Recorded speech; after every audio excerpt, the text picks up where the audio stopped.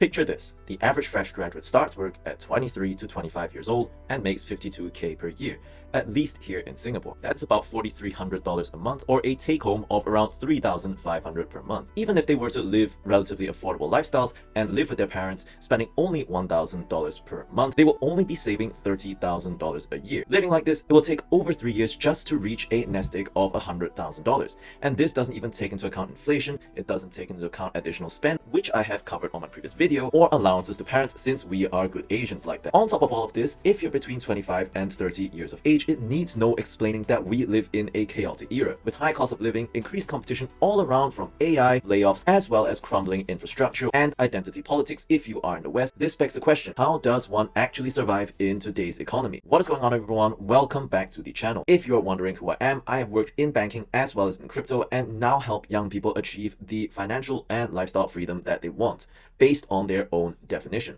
If that sounds interesting to you, do consider leaving a like and subscribing to this channel so you do not miss future uploads. Without the way, let's jump right into today's video, where we'll be going through my 3-step framework to survive in today's chaotic economy. This is not just theory or clickbait, I'm actually executing on this as we speak. And the 3-step framework can be summed up by get going, get ahead, and get out. Now, I'll be explaining these 3 in turn and why these may have multiple definitions. So first, get going.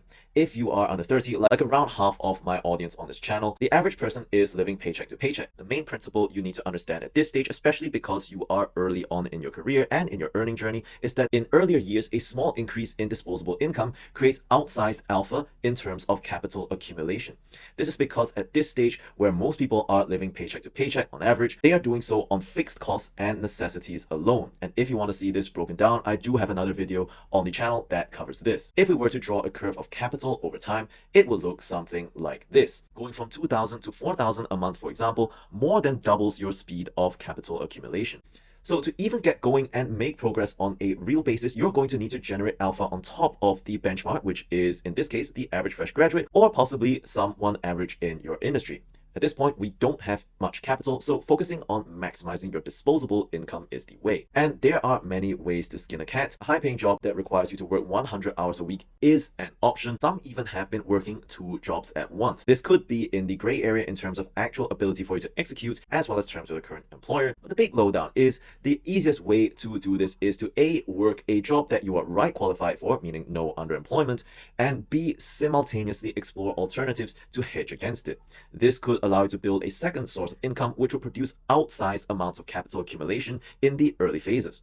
In the short run, having a side hustle that pays you about 50% or more of your full-time employment salary would provide you with a greater sense of security and lowered anxiety, especially given the increased competition all around in the job market.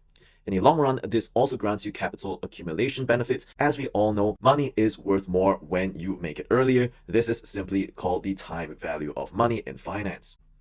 The idea of this stage is to front load your hustle so that you are able to do the second stage, which is getting ahead. Getting ahead can ultimately only be done sustainably by accumulating capital. In today's day and age, we are seeing increased competition from lower cost of living countries, AI, which enables these workers from lower cost of living countries to compete better, as well as more and more people waking up to this and entering the business space.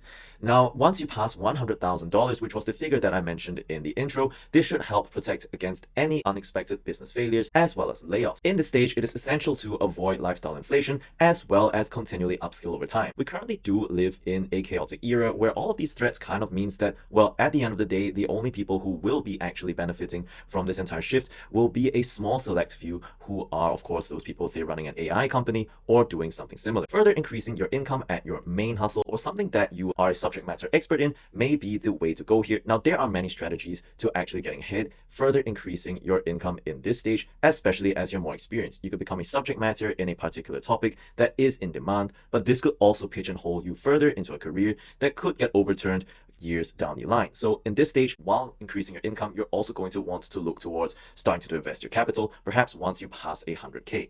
Once you pass 100K, for instance, if you were able to get a 4% rate of return on your cash, you would be able to get $400 a month. Now, while this does not sound like much, if you reach $500,000 of capital available, that actually grants you an additional $2,000 a month of income at 4% rates of return.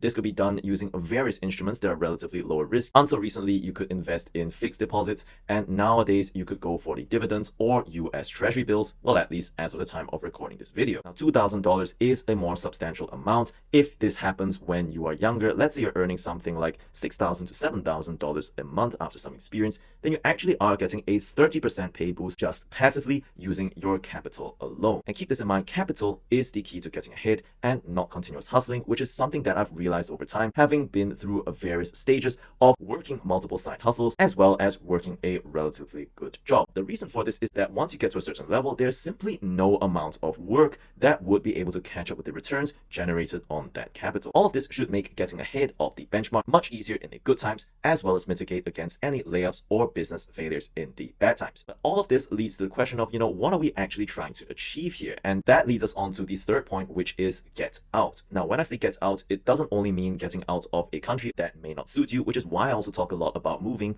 to various places on this channel. It also means to be able to get out of systems or situations which might not serve you. In my case, I left the West because I realized that that is not a system that's going to benefit people who are 25 to 35 who are working a job there or generating good income. Your taxes are basically going to subsidize things like welfare as well as the retirement of existing citizens in that country. Now, on top of that, there's all of this DEI and identity politics thing in which people of Asian backgrounds like myself or Asian males, when you put those together, are not exactly helped by. So if there are all of these situations around you, why fight a fight that you can't win? Being able to generate income off of your capital, or indeed finding an independent income source that's adjacent to your day-to-day job, will be able to get you out of any situation that does not serve you. If you've done the first two steps right, then this will give you the ability and optionality to eject. Now, if you want to find out a bit more about the thought process of when you might want to consider this step, and spoiler, it might be actually sooner than you think, then you're going to want to check out the video over here. Hope you found this video informative and interesting. If you found this message of value, do consider sending it to someone else who might benefit from it. With all that being said, thanks for watching, and I'll see you in the next one.